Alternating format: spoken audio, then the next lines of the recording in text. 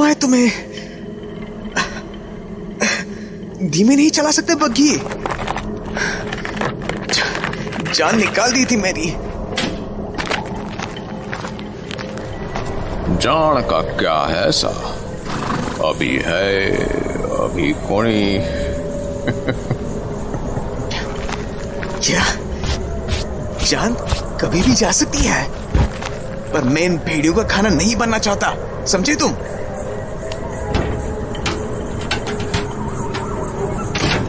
जाने बग्घी वाले पर रणविजय की बातों का असर हुआ या नहीं, पर वो घोड़ों के पास जाकर उन्हें पुचकारने लगा। मेरे बच्चों,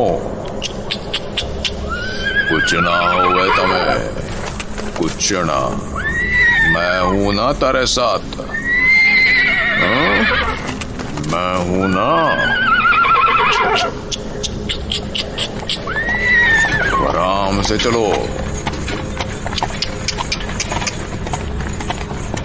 उसके पुचकारने का जादू सा असर हुआ और वो आराम से चलने लगे। तभी एक अजीब सी खड़खड़ाने की सी आवाज सुनाई दी और रणविजय ने देखा कि बग्घी वाला बार बार अपने दाएं बाएं देख रहा है। कहाँ देख रहा है ये नीली सी रोशनी कैसी चमक रही है यहाँ?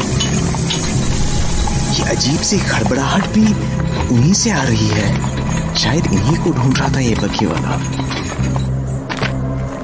अरे अरे भाई, कहाँ जा रहे हो?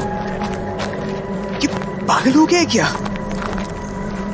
हे भगवान, ये कहाँ चला गया मुझे छोड़कर? भेड़िए पास आते जा रहे हैं। हे, हटो, भागो भागो यहां से, जाओ भागो भागो यहां से। हे भगवान, ये तो पास आते ही जा रहे हैं।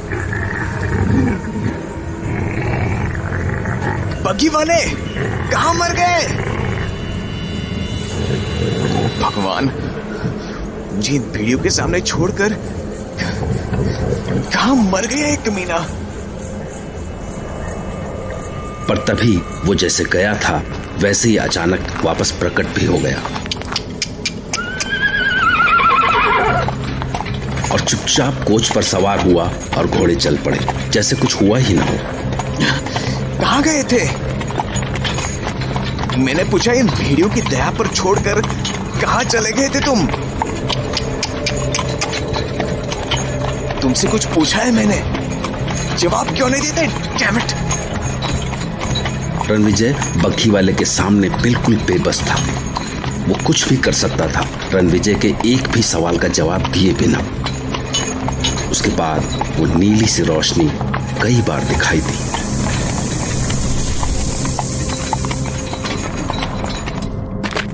और हर बार बग्घी वाला उन रोशनियों के पास जाता और उनके चारों ओर कुछ पत्थर के टुकड़े रखकर एक घेरा सा बनाता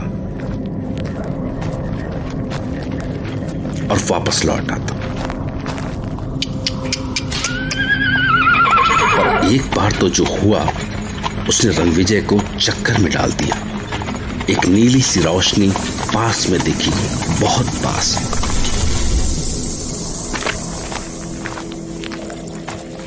और जब बग्घी वाला उसके पास गया तो रणविजय ने साफ साफ देखा वो रोशनी बग्घी वाले के आर पार चमक रही थी, जैसे बग्घी वाला वहां था ही नहीं। ये चक्कर क्या है? ये किस जगह फंस गया हूं मैं?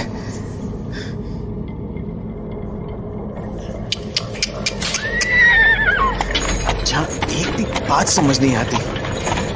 अरे भाई, ये तो बता दो कि हम रत्नागढ़ कब तक पहुंचेंगे, या कभी पहुंचेंगे भी? या मेरी सारी जिंदगी इस भूतिया घाटी में गुजरने वाली है? हालांकि भेड़ियों की आवाजें बीच बीच में अभी भी सुनाई दे रही थी, पर कुछ देर तक सफर शांति से चलता रहा। फिर कुछ देर बाद बादलों के बीच से अचानक चांद निकल आया अपने पूरे आकार में। पर तभी जाने कहां से अचानक भेड़ियों की कुर्राहटें सुनाई देने लगी। बग्घी अचानक थम गई। घोड़े दहशत में हिनहिनाते हुए अपने पिछले पैरों पर खड़े हो गए। रणविजय ने माजरा जानने के लिए सामने झांका तो वो कांप गया। सैकड़ों भेड़िए बग्घी को चारों ओर से घेरे खड़े थे। उनके मुंह चांद की ओर थे और सब के सब अजीब आवाज में हुंकार रहे थे। उनकी इस हुंकार से पूरी घाटी कांप गई थी। रणविजय के कानों के पास से पसीने की धार बह रही थी। लगा जैसे वो भेड़िए बग्घी पर टूट पड़ेंगे और सब कुछ खत्म। पर बग्घी वाले को तो जैसे कोई फर्क ही नहीं पड़ा। वो आराम से बग्घी से नीचे उतरा और भेड़ियों के बीच जाकर बड़बड़ाता हुआ ऐसे इशारे करने लगा जैसे वो सर्कस का रिंग मास्टर हो, या जैसे वो रास्ते से प्रेत आत्माओं को हटा रहा हो। बस कुछ ही पल और भेड़िए जैसे अचानक आए थे वैसे ही लौट भी गए।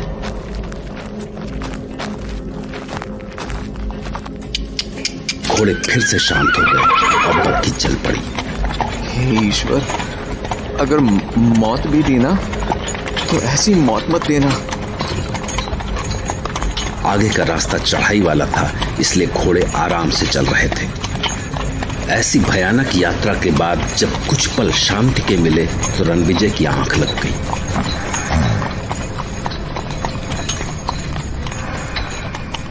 फिर जब उसकी आंखें खुली तो बग्घी एक पुराने से महल के सामने खड़ी थी और बग्घी वाला घोड़ों को बांध रहा था। महल की खिड़कियों से रोशनी की कोई झलक नहीं आ रही थी। रणविजय ने महल की उजड़ी सी बाउंड्री वॉल पर एक नजर डाली। हाय, हे भगवान, आखिर मंजिल आ ही गई। काफी बड़ा महल है। महल के सामने गोल चक्कर से निकालते हुए कई रास्ते। आओ सा, आ गया रत्नागढ़ महल। जब बग्घी वाले ने रणविजय की बांह पकड़कर उसे बग्घी से उतरने में मदद की तो एक बार फिर से उसे बग्घी वाले के पंजों की ताकत का एहसास हुआ। लगभग पूरी रात का सफर था। ओह, ये सर्दी है। ऐसे में अगर गर्म चाय मिल जाए तो मजा आ जाए। कोई दिख भी तो नहीं रहा। वैसे क्या प्रॉपर्टी है? अगर वक्त और मौसम की मार से इसकी ऐसी हालत ना हुई होती तो बग्घी वाले को बोलता हूं कि मालिक को बुलाने को। अरे अरे भाई, सुनो तो। अजीब पागल है, फटाक से गायब हो गया। अब किसको आवाज दूं और नॉक करूं भी तो इतने बड़े महल में कौन सा दरवाजा नॉक करूं? रणविजय समझ नहीं पा रहा था कि अब वो आगे क्या करे। उसका इंतजार एक बार फिर से डर में बदलने लगा था कि तभी किसी के आने की आहट सी सुनाई दी। शायद कोई आ रहा है। Thank God. यकीन नहीं हो रहा कि वो भयानक सफर खत्म हो गया। आवाज सुनते ही वो बढ़कर दरवाजे तक पहुंचा। फिर दरवाजा खुला। सामने उसका क्लाइंट था, डैनी डिकोस्टा। अधपकी दाढ़ी, काले ओवरकोट में, जरूरत से ज्यादा लंबा, चौड़े कंधे, पर बदन में शायद ही कहीं हड्डियां न दिखती हूं, और गड्ढे में धसी सुर्ख आंखों की जोड़ी। रणविजय को सामने पाकर उसने अजीब सी मुस्कुराहट के साथ अपना हाथ आगे बढ़ाया। Welcome my friend, Ratnagarh palace में तुम्हारा स्वागत है। Please come. इसे अपना ही घर समझो। जी, आप ठीक तो है ना? बिल्कुल ठीक। मुझे कभी कुछ नहीं होता। हैंडशेक करते ही रणविजय को एक बार फिर से उसी दर्द का एहसास हुआ, क्योंकि उसके हाथ भी बग्घी वाले की तरह ही किसी चट्टान जैसे बड़े, सख्त और ठंडे थे। आप ही हैं मिस्टर डैनी? जी हाँ, मैं ही हूं आपका क्लाइंट डैनी डिकोस्टा। आइए, बाहर बहुत सर्दी है। लाइए, अपना बैग मुझे दीजिए। अरे ये क्या कर रहे हैं आप? मैं अपना सामान खुद उठा सकता हूँ। नहीं, आप मेरे मेहमान हैं। And you see it's pretty late in the night, so कोई नौकर नहीं है इस वक्त, तो मेरा फर्ज बनता है कि मैं आपको कोई तकलीफ ना होने दूं। नहीं तो आप मेरे काम होने से पहले ही भाग जाएंगे। बट यू नो,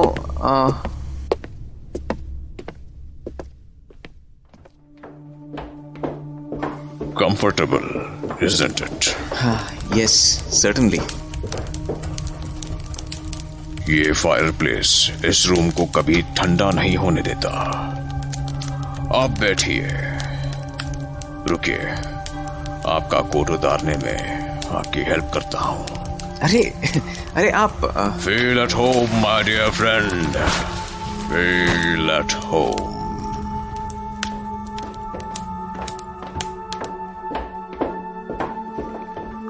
लंबी घुमावदार सीढ़ियों और गलियारों से होते हुए कमरे में पहुंचकर रणविजय को काफी आराम मिला।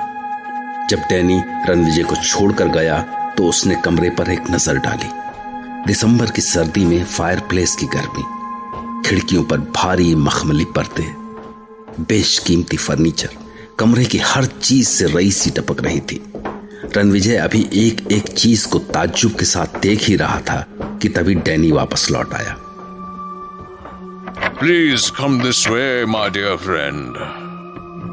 आप सफर से थके होंगे, ऐसे में आपको अपने कमरे का कंफर्ट चाहिए होगा।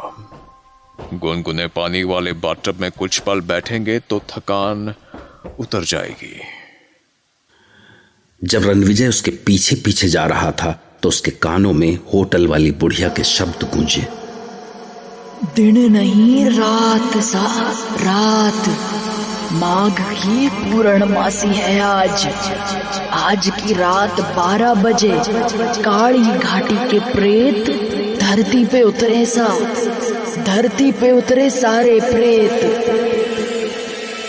और उसने सोचा कि ठीक है कि ये पूर्णमासी की रात है और रत्नागढ़ का यह किला भी काली घाटी इलाके में ही पड़ता है।